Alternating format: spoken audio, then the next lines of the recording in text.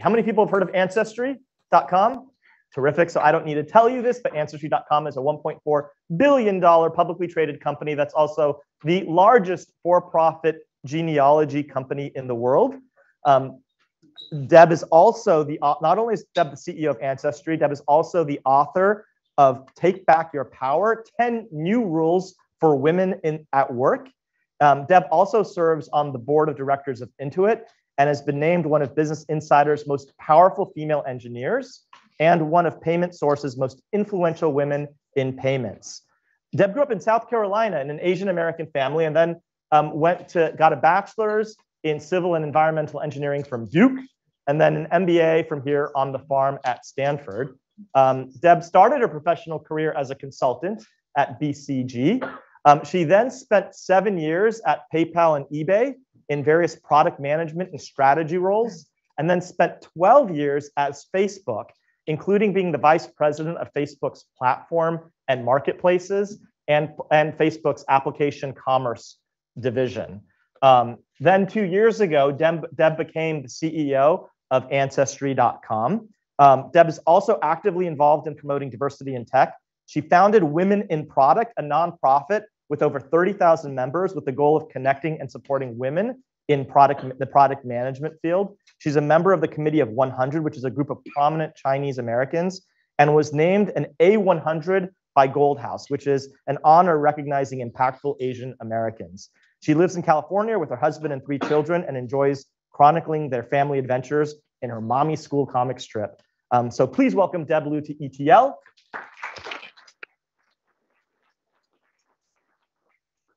Just a note on the agenda, we have far too little time for the fountain of wisdom that Deb can bestow. And so what we've decided to do is we're going to kick it off with Deb doing a talk on the virtue of scrappiness. And then we're going to do a fireside chat between me and Deb for a little bit, and then open it up for the students to ask questions. So with that, let me turn it over to Deb. Thank you so much, Robbie. It is amazing to be here. And it's such an honor to be back on the farm after a long time. And I have to say, I came here 20 years ago, and the business school was not nearly as nice as it is today. So everything has been upgraded. It is amazing. And it is an honor to be here as we talk about scrappiness. So you're probably wondering, you heard my resume, lots of big companies on there. What does she have to teach entrepreneurs about scrappiness? Well, I'm going to start with this, which is it is never too small or too big, and it's never the wrong time to be scrappy. And so there's a few lessons I have of my career along the way, and I want to share those with you, but it's also about how you stay scrappy in your career and how you think about the products that you build. So I'm going to start with a story, and this comes from Matthew 13 from the Bible, and there's a parable called the parable of the sower. But imagine let's call him the scrappy sower. And this is a person who decides that he wants to farm. And he takes his seeds and he spreads it into 4 different places. One is a path. So some of these seeds fall in the path, and birds come in and eat them, and it never germinates. The second group of seeds fall into rocky ground, and they try to germinate, but there isn't enough nutrition in the soil. And so again, doesn't take roots and it blows away. Third is it falls amongst thorns and other plants, and they're choked out by competition before you're actually able to hit product market fit. And finally, the sower drops seeds into good soil. So this is a part of the talk normally, I would say. And so therefore, you should build your plant. You should build your company on good soil, right? But actually, as entrepreneurs, you don't actually know what good soil is. You are plowing new ground. You are planting new seeds. You are building new products and new spaces. And I like to say that this sower actually was testing and being scrappy by A/B testing and finding the right soil to develop their product.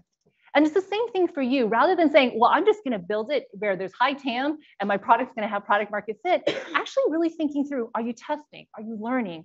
Are you building this into your culture, a culture of experimentation, of actually allowing things to fail and of growing? And if you're not, that's something you need to keep in mind. And so I'm going to talk about something I call the 4 horsemen of anti-scrappiness. Before I tell you what it is, I'm going to tell you about what it is not and the things you need to watch out for.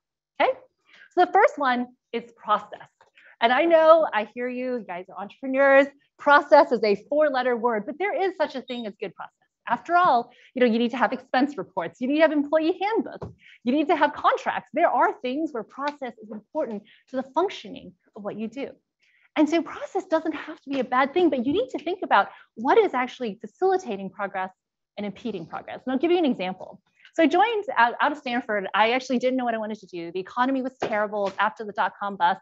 And I went to this table for this startup called PayPal. And now it's obviously not a startup, but it was a few hundred people at the time. And I joined the company.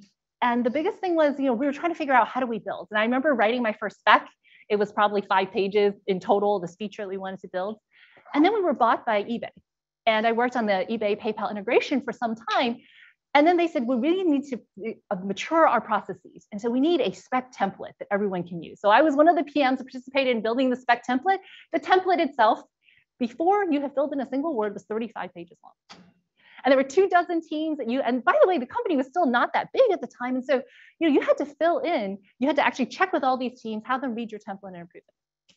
And so the joke was there was actually 24 teams you had to check with. There were a bunch of people you had to get approvals from. We're going legal, process, customer service, and you just went around the company, and we called it the gauntlet. And so PMs would run this gauntlet. They would try to build a feature. And then if team number 13 had a problem and you had to do a change request, you had to get reapprovals from the first 12 teams. So think about what it was like to build a product going from a handful of pages in a spec that you handed to the engineers and you could build fast to an organization that actually everything slowed down. It became harder and harder to get things done. It became more and more frustrating. And that's when process is playing against innovation, because now you can no longer test anything. You had to get approvals through all these people. So you had to have the right product. You had to know exactly when you build, and you had to know it at least a year ahead of time, because it took that long to run the gauntlet, get it coded, and get it out to the market. And that's what bad process is. I would say that beyond that, though, is the veto.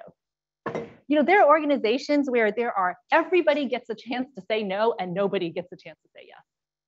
And this can happen with small companies and big companies. I've seen really consensus-driven cultures where actually everybody has to say yes. And if somebody's on vacation, heaven forbid, you forgot somebody in a meeting, you have to go back. And there was this project that I was working on. I was kind of peripherally on it. I didn't understand why there were so many people involved when it seemed pretty straightforward.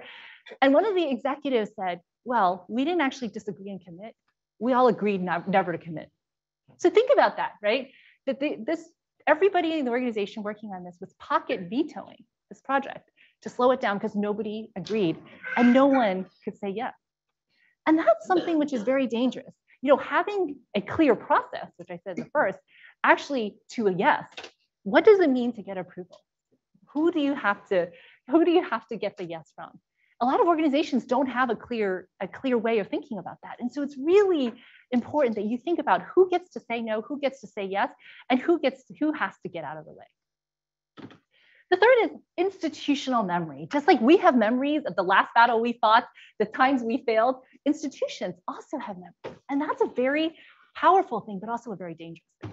Because when I first got to Facebook, at my interview in 2009, I said, we should build a marketplace. And I told this to Sheryl Sandberg, and she wrote in my book, actually, I didn't know she thought that. She's like, she came to this interview and pitched me a product, and I wasn't hiring her for that, and I didn't know if I should hire her. Anyways, it's in the opening of my book. She wrote for the forward, and actually we had a good conversation about it. But the point is, I believe that a marketplace could survive and thrive in the environment of a social network, and no one else did.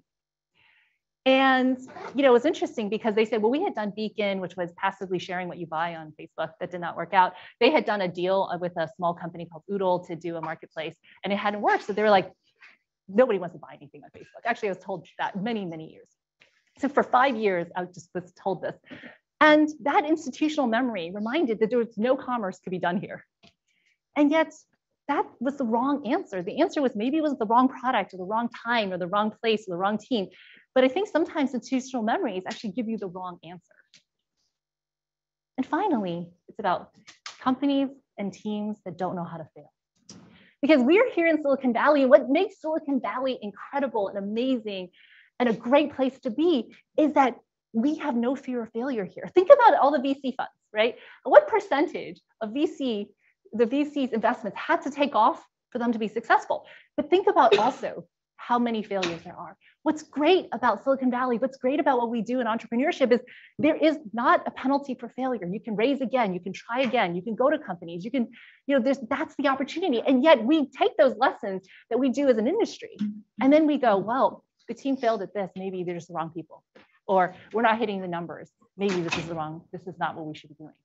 But if we don't teach ourselves to fail well, we actually are teaching the lesson of risk aversion, which is slowing things down. How do we get everything right? How do we get, we have to get everything perfect. And allowing perfect to the enemy of the good is actually anti-scrappiness at work. So when I talk about scrappiness, I'm not talking about something that people come in with. It's not like, this person has a scrappy gene. We do genetics at Ancestry. There isn't a gene for scrappiness. However, scrappiness is a culture. It's the process you set. It's the things that you reward. It's what you teach every single day. And so one of the things that is important is a lot of times organizations or teams, they fall in love with the solution. We have to do X. But why? What is the why? The answer is not, hey, we need to make money. The answer isn't we need to ship this product. The answer is, what is the customer problem, the need that you're solving? Falling in love with the problem means that even if you don't have the solution to start, you're believing, you're persisting, you're trying new things. And so with Marketplace, I ended up, the rest of that story is 5 years in, I finally got the green light to start working on it. And we believed that there was a place. I could see people buying and selling things because I was a mom, was one of the few moms at the company. In fact, I was the only mom PM for many years at the company. And I was buying and selling all sorts of stuff on the site. And everyone else didn't have any idea what I was talking about. And we worked on the product for 2 years and it was failing. It was failing badly. We could not get product market fit. And I remember the day we went live with the Marketplace tab, the headline of the New York Times was something like, "Guns, Drugs, and Baby Hedgehogs, the story of a marketplace gone wrong." And that was the auspicious day we launched. And 2 years later, we still hadn't really hit the level of product market fit we wanted. And it was a small team, and we couldn't figure out what we were doing wrong. But we persisted. We knew that this was a problem we could solve, but we just kept testing and testing and testing. And that's one of the things is, how much time do you give something, and how fast you iterate and how fast you learn is such a part of the actual product. And 4 years in, I actually wrote an article, and the quote I put in there was, it was the 4-year overnight success, because suddenly it became successful one day, kind of year 3. Everyone's like, well, that was really obvious. Of course, everyone wants to do this. And today, over 1 billion people use Facebook Marketplace, but it wasn't obvious to everyone all along. And part of that was because we had to test to get it right. And a lot of companies you think are overnight successes are actually, you read about their origin stories, the slog that they went through. It was a lot of people believing and working and testing to get it right. The next thing is building an organization that wants to learn. When I joined Ancestry, it's an incredible company. It had been around, actually, we just celebrated our 40th anniversary. And learning to learn was something that I wanted to build. Product-led growth was something I wanted to build when I first got there. So I built a growth team, and that was great, except that I realized that we didn't have a product-based A/B testing and holdout system. And so we couldn't tell when we were testing things how we were actually going to be able to deliver these products. Is it accretive to customers? Are people using it more or less? And so we had to get all the pieces in place. And then we put a growth team in place. But rather than saying, okay, you need to make a certain amount of money or you need to win a certain number of things, we said, how fast can you get tests out the door? The first metric was not about winning. It was about learning to learn. And then it was about learning to win. Because a team that actually delivers 20 products and has a 3% win rate, 20 tests and a 3% win rate, is going to exceed a team that's 100% win rate at 5 tests every single time. And you can move up the 30% to 50% over time. You can get better. And you're also learning from all the failures at the same time. The other thing is, you read these great pitch decks before people build products, of course. And, I've read a lot of the early decks for some of the products that I've worked on again. And you realize that no product strategy actually, just like battle plans, beats the enemy, wins a meet with the enemy. Because once you get out there, your customers tell you something completely different that you started with. And so we say shipping is data, and data wins arguments. And so shipping faster, pushing yourself, that's super important. We actually worked on a product called Mobile App Install Ads. And we was a small team. We were asked to work on mobile monetization for Facebook. We were assigned to this project, and we didn't know ads. We didn't know monetization. And the team that we put together, we actually started building with 3 engineers, myself, and a borrowed data scientist. And in 3 months, we figured out the ideas we wanted to test, and we went to market in 3 months after that. And it just didn't work. It was failing, but we knew once we shipped that we were within 1 order of magnitude of where we wanted to go. Our goal was a $2 cost per install, and we started at $20. So it is absolutely possible. If we started at 200, we thought it was DOA. So we needed to get out there and actually test, and we tested faster and learn faster. And that's really important because here's the thing. Success is actually failing fast or succeeding fast. The long slog of opportunity cost is actually what's going to cost you the most in the long term. And so what we did was we built and we pruned. We built and we pruned and we built and we grew. And that was it. And that team over time, actually, we reached $1 billion business in record time. And it was the first direct response ad product at Facebook. And finally, we had on that same team, our cat was the cat was our mascot. And we had this hashtag called No Sacred Cats, which is constantly questioning your assumptions. What happened with that product over time was we ended up, the original team actually led a lot of other products over time. And so that was within our portfolio. And every new team that came in, new people that came in, they would question the assumptions. They would retest things that we failed at. They would continuously iterate.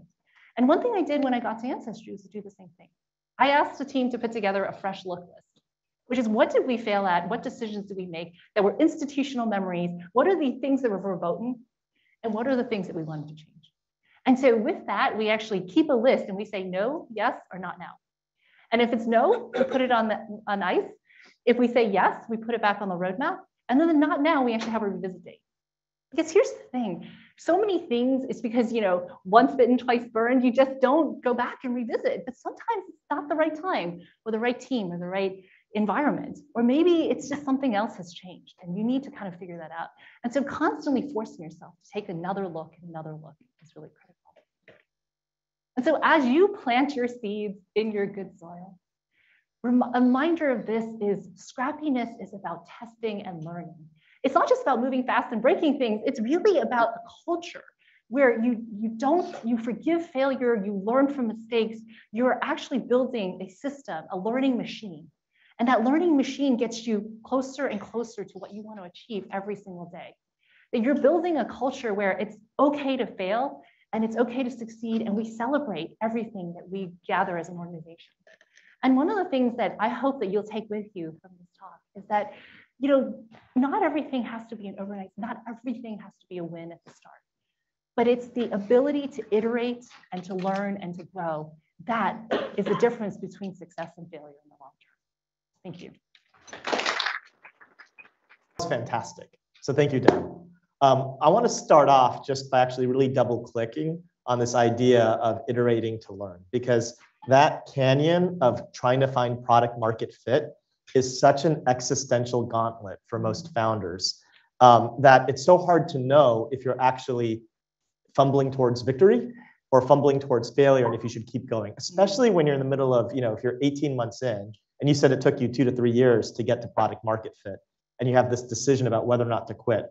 And so I'm curious about what are the leading indicators to know that you will get to success when success is not visible based upon something maybe procedural. So what I want to know is what are the actual KPIs that you should measure? And I know you hinted at some. If it is the pace of releases, of product releases, what was the pace of release that you guys did at Facebook? Or what are the KPIs that you should be measuring when you're in that phase? Well, I'll start with the story. I advised this founder, and she started this company, and she said, "I'm really trying to land 1 or 2 of these deals." And I said, "Show me how many people you're contacting. Show me your funnel. Show me." And she said, "Well, I'm talking to 3 people," and I said, "The list should be 20." Because you need to have all these threads, and part of her product actually requires going into partnering with these large organizations. And I'm like, you should be having 20 active conversations because your yield is probably less than 10%. And at 3, your probability of success in 6 months or a year, you're burning faster. And suddenly she's like, oh, I had no idea. And so this is not, she has an amazing product, but at the same time, this was her first kind of founding of a company like this. And suddenly, once she started pulling the cadence into 20, and she's like, I'm having all these conversations, suddenly there's like 5 hot leads, right? And it went from 3 kind of lukewarm leads. And so a lot of it is really for your industry, for what it is, what is your KPI? For her, I just gave her an arbitrary number. And for that, when I was talking about the growth team, the number that we were really focused on is like, how fast can you actually show that you can ship? Because part of the issue was we had shipped really slow before. And we needed to prove that a team could ship, first of all. And that while we were building the A/B testing system, we wanted to show that we could ship and we couldn't measure everything. And that once you get that machine rolling, then you can actually improve it over time. I think it really depends on what what I said for app install ads. We actually tested like 5 or 6 products before we landed on that one. And we cut a bunch of them. First is, do you believe that you have the right TAM in the right market? right? Like if that is really critical. And if you do believe, then the question then becomes, you know that you're a farmer, now you got to find the right soil. You already know what seed it is, but you have to pick, like either you pick the soil or you pick the seed. The challenge is some people are like, okay, I know what seed and what soil, and therefore I just keep planting and it's failing. What should I do? I'm like, well, you could buy fertilizer. It could be really expensive, or you could actually find better soil for you. And so really thinking about for your industry, one thing we did in platform when I was at Facebook was we had this rule, we would just ship things. And when I started leading platform, like, no, we're going to alpha customers and we're just going to offer this product to some partners. And then in beta, if we tell them we shut it off and they beg us to keep it, then we know we're going to beta. And was there a metric that you were looking for there? I know yeah, Sean Ellis has, Yeah, so the metric we had was we actually would go back to the alpha customers and say, we're going to cut this off. And if no one protested, they didn't want it. We kind of they did it as a favor to us. But if they were like, how can we get to be on the launch list? Then you knew that they had something that they wanted. And we knew that when we started building things, we would shut things off. And then if no one complained, then nobody cared. But if it was actually accretive to their business and they were starting to depend on it, suddenly it was something that they were begging for. And it turned out that the thing they ended up begging for was an ads product, not an organic product, because they could now predict, they could raise money on this.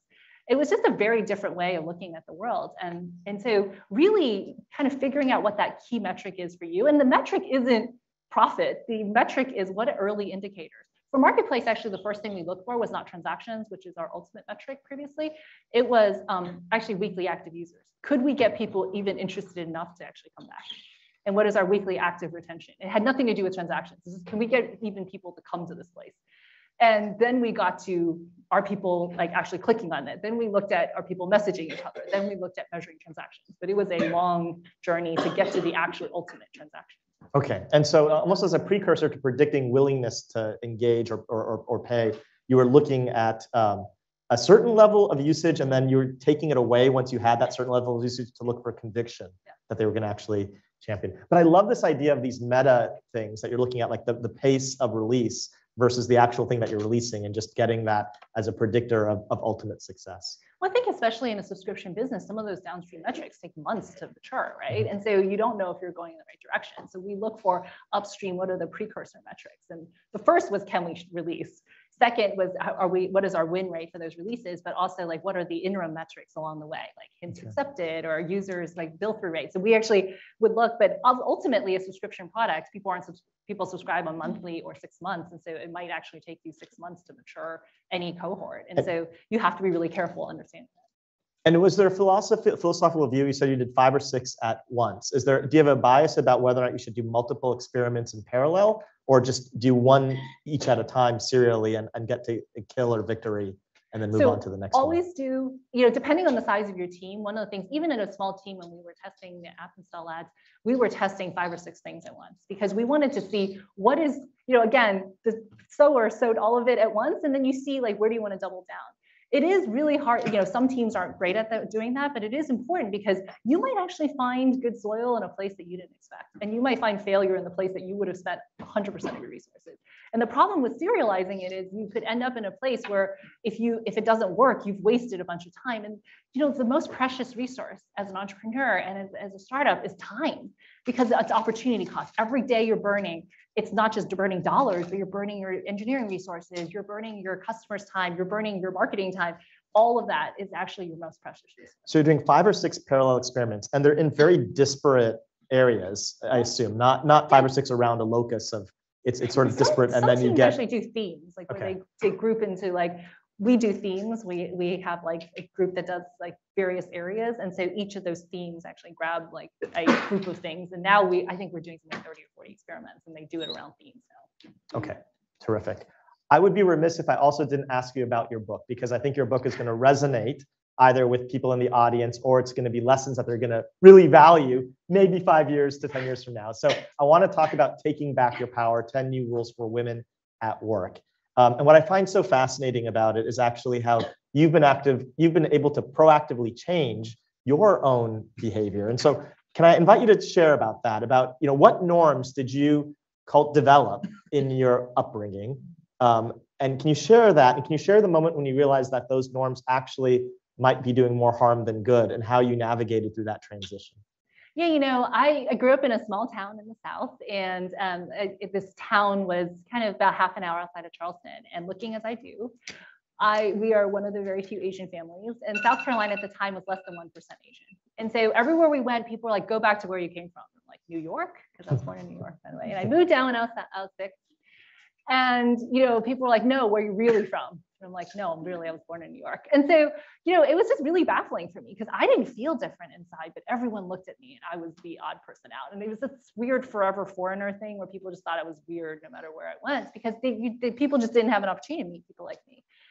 And so I just got insular. Like I had a great interior life. I was just like in my head all the time. And I was like, if people just don't notice me, if I don't say anything, maybe they won't say these things to me. Maybe they won't, make fun of me. And it was, and it worked really well because I just focused on getting into college, getting a scholarship. I went to Duke on scholarship, and engineering school was great because you do the problem sets, you do the, you can actually have mastery of engineering and never say anything. And it was amazing. A few days of you, I think engineering school might have changed a lot over the last 20 years, but I was good at that. I got great grades, and then I graduated. I went to consulting, and I was like, whoa. And they said, well, you're bad at the client service part of client service. And I said, what do you mean? And they're like, you don't talk to people. And I said, but I have great analyses. I am a great strategist. I write great slides. And they're like, this is not what the job is about. And suddenly the things that work stop working for you. And I really struggle with that. I ended up getting at Stanford. And then when you go to business school, by the way, 30 to 50% of your grade is class participation. And I looked at the syllabus and I thought, what am I going to do? And I had to teach myself to actually change. And I took the class Touchy-Feely, which you guys may have heard of. And everyone told me that was really hard to get to know, that I was very, I wasn't warm. I couldn't connect with people. And I really struggled with it because the thing that made me successful for so long was the thing that was holding me back. And it took me a long time to really unpack all of that. And I could never have given a talk like this back then. But part of that was the learning process of opening up, to be able to be vulnerable, to actually. And the book was the ultimate vulnerability, which is sharing all of those experiences and saying, you know what? Just like I had to iterate on our products, I iterated a lot on myself as well. And I think that is the journey. And what I talk about is that often we give away our power because we're afraid to speak up. We're not afraid to show up in the room. We were like, maybe I'll just, how many times do you go to a meeting or to a class and you just say, I'll just sit in the back, right? But then you had no impact. And when you're out in the workplace, what people judge you on is something that's completely different than having great slides or having great having code. What they actually grade you on is literally the 5% where you're talking in front of other people. Fair or not? I'm saying it's not fair. You can read the book, Susan Cain's Quiet. It talks a little bit about the bias towards people willing to speak up, and then you kind of have to decide, what am I going to do about this? And that's what the book is really about, is what I decided to do about it. I really want people to grok this because I think it's super important. So I'm gonna even double click further on this so I'm gonna play devil's advocate here because the book is titled Take Back Your Power. And I think some people have also, myself included, I grew up sort of in an Indian American family, which might view this as sort of being a narcissistic thought piece about the virtues of power. Can you talk about what, can you address that mentality? Absolutely. To say that, this idea of being self-interested in grabbing power is narcissistic and why that actually is not true? And if you do sort of believe that and believe that you sort of come from a background of just being working hard and trusting a meritocratic system to take care of you, why that might be a false notion to follow. Well, growing up in a immigrant family, my dad was like, put your head down and get the job done, right? And you think that that's what is rewarded, but that's not at all what it's like in the workplace. But let's touch on the word power for a second. I actually say in the very beginning of the book, power is not a dirty word. It's actually the desire to take power from other people. That's actually what the lust for power is actually bad. But in and of itself, power itself is not a bad thing. In fact, in the dictionary, power is the ability to influence and impact events and people. Isn't that what you want in your daily life? And yet we corrupted this and say, well, it's narcissistic to want power. No, you actually want to leave an impact on the world.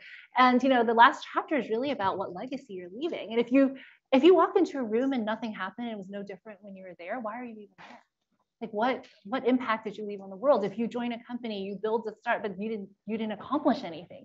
And so I think we need to turn this idea of power on its head and actually say, we want everybody to have influence and impact on the world. And how can we do that in the best way possible without hurting others? And I think a lot of the taking back your power is about coming into your own power, making a conscious choice of what you choose to engage in, being intentional in the choices that you make. And rather than allowing kind of whatever happens to you happen to you, actually taking that back and saying, I make these choices proactively. I love that. And any other examples of how people give up their power without even realizing it? Yeah, I mean, there's so many examples. I see this happen all the time where, I just like learning to ask is like such a big thing, right? Because I remember there was somebody who wanted to get promoted on my team, and she kind of said this thing where she said, well, I've been on your team for a long time. I'm like, great. And she's like, I've been at the company for a couple of years. And she's like, I've been doing a good job. I'm like, and she went 20 minutes like this. And I said, are you asking me for promotion? And she said, yes. And I said, well, why didn't you just ask me? And she said, because I was afraid you'd say no. But here's the thing, you miss 100% of the shots you don't take. And if I hadn't been on my radar, and I said to her, actually, don't ask me for a promotion. Because when I say, hey, Ravi, you're going to give me a promotion, suddenly you put you on the other side of me.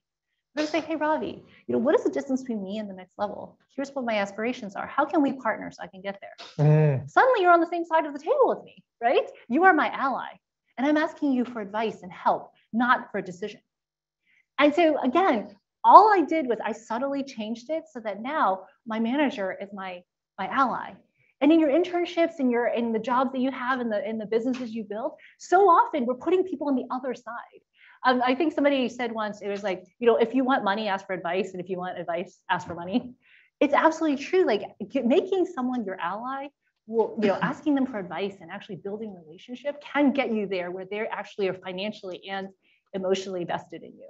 But if you don't ask, by the way, if you ask neither, you get nothing. I love that framing. What is the distance between me and this next goal?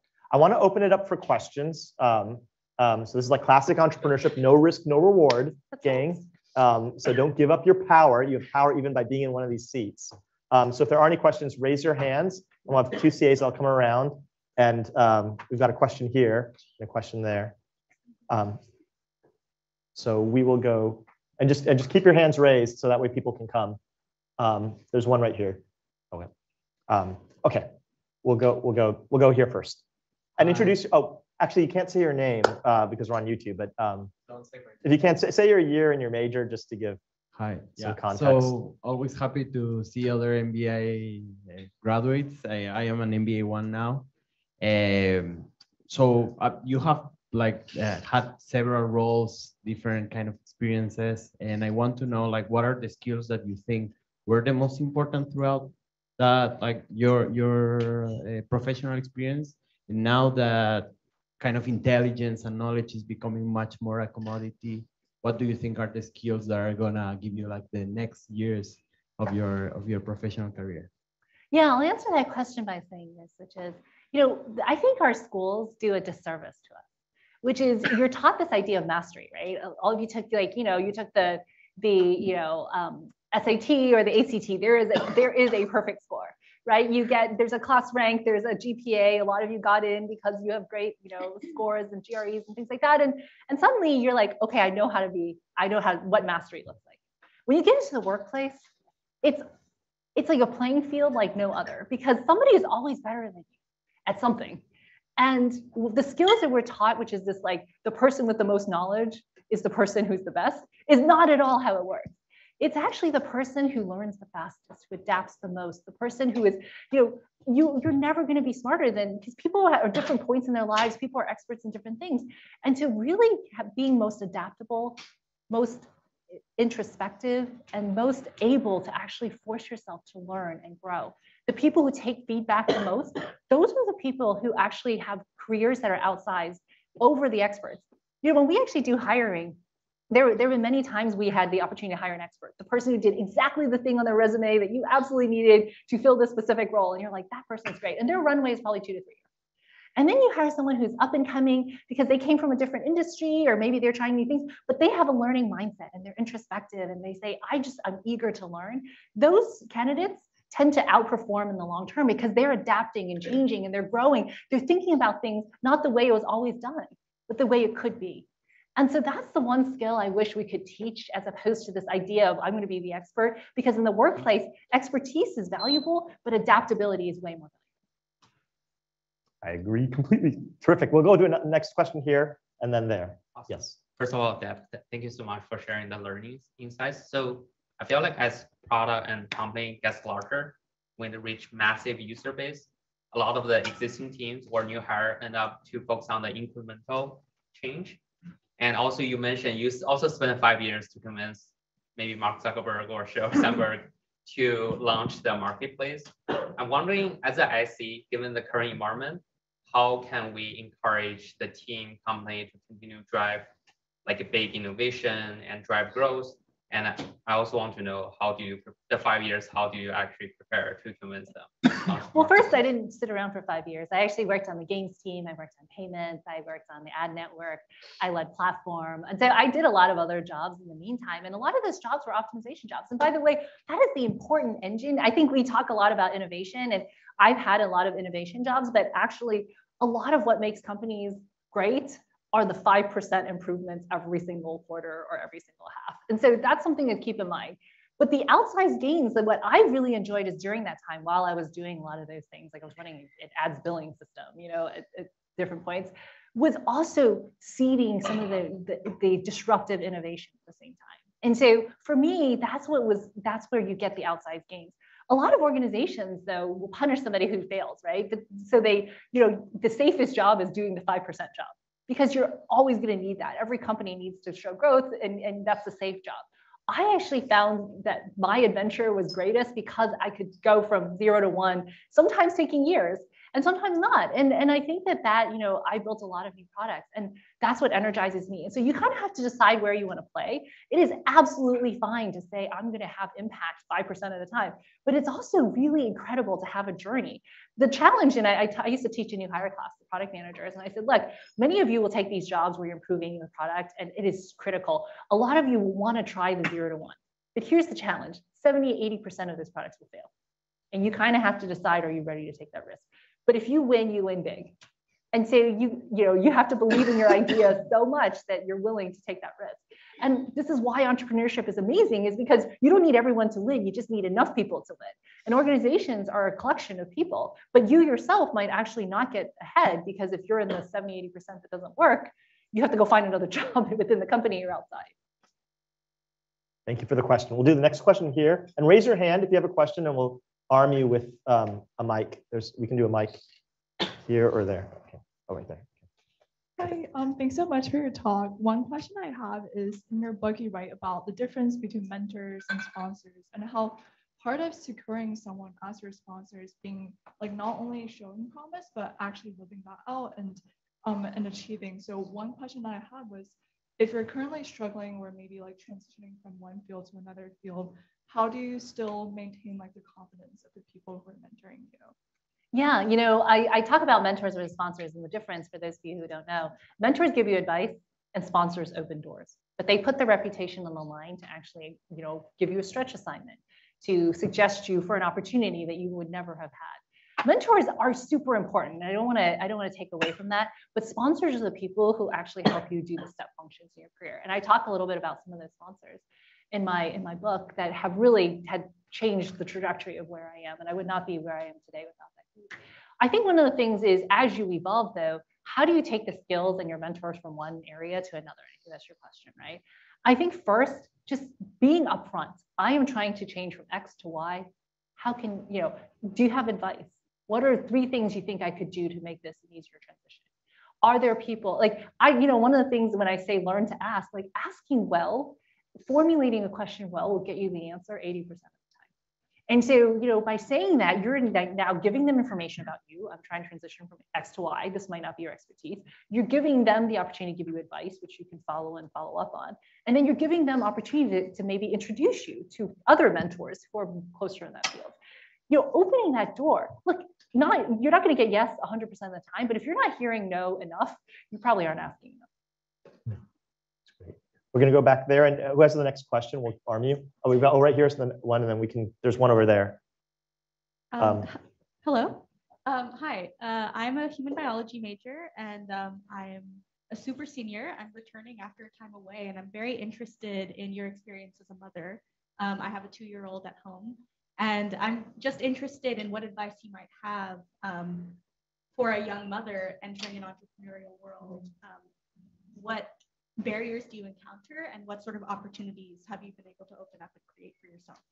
Yeah, I wrote an article. So I have a Substack. It's Deb Liu Substack, and I wrote about the challenges of maternity leave and motherhood, and it is hard.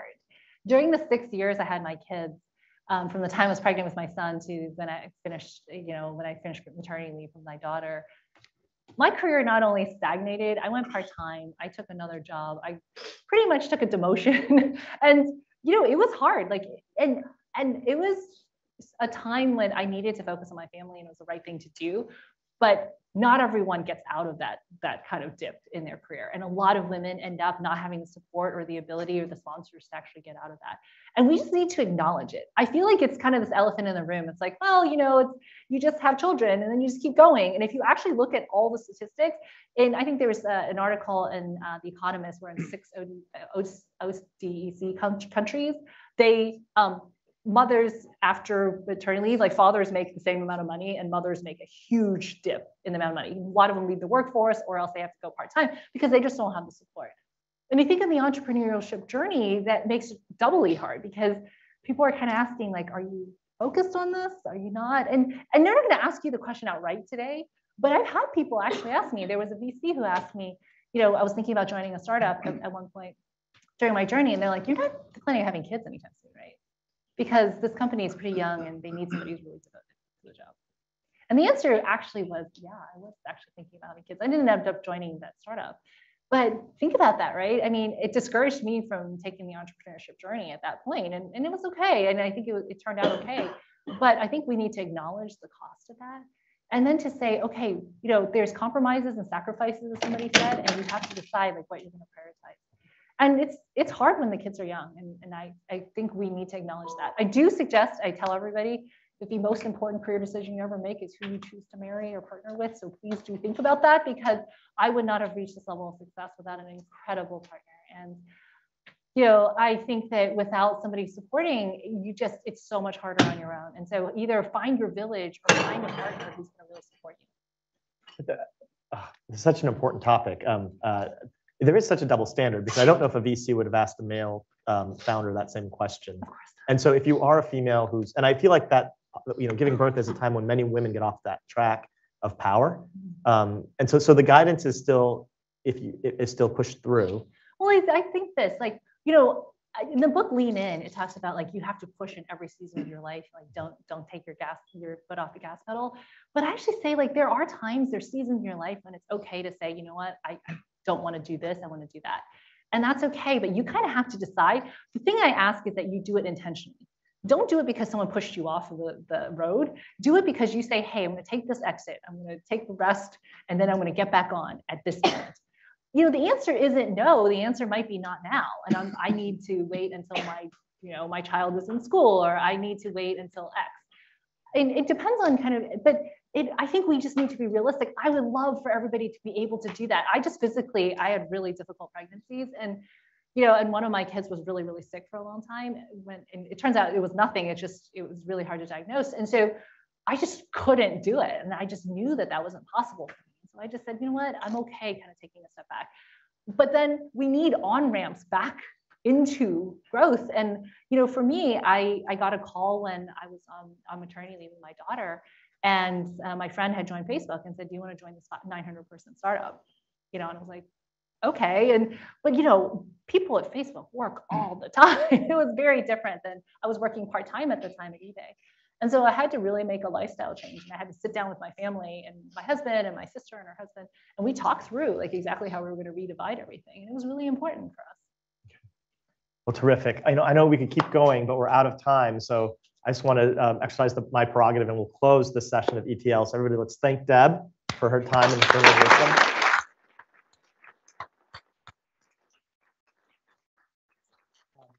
Next week, there is a change. So next week, we are not going to have the CEO of Montai. She's going to actually be coming. Is it Margaret? Margot. Margot. Sorry, Margot. Margot is going to be. Margot is also a former CEO of Ancestry. She was going to be here virtually next week. She's going to come in person in the fall. Next week is also going to be a virtual session, but we're going to have the co-founder of OpenAI, the chief science officer, Ilya, is going to be our guest next week. So we're going to be talking about generative AI.